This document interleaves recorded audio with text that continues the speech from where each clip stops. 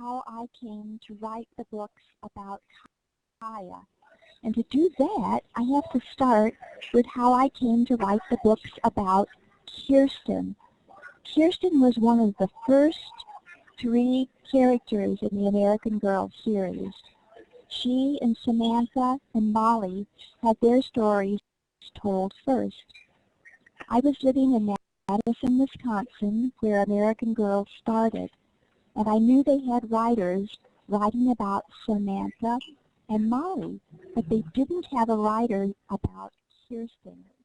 So I applied for the job. They didn't like the story that I sent them, but they were pretty desperate for a writer. So they said, try again. Send us another chapter about a girl named Kirsten. So I sent another chapter, and they still didn't like it, but they said, I think we can work with you and teach you how to write for young readers, because I was writing for older readers, not for young readers. So they worked with me, and pretty soon I got good enough to write the stories about Kirsten that you are all going to be reading next semester, I believe. A few years passed, and they wanted to have a character who was a Native American girl living in 1760. They contacted me and they said, would you like to write the stories about a Native American character? And I said, oh, would I ever?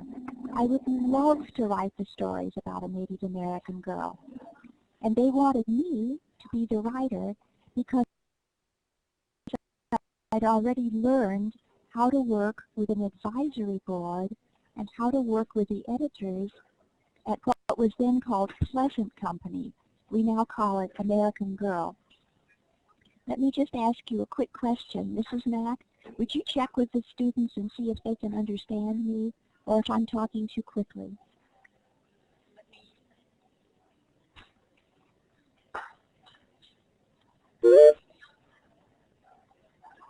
There's lag, but you're still talking.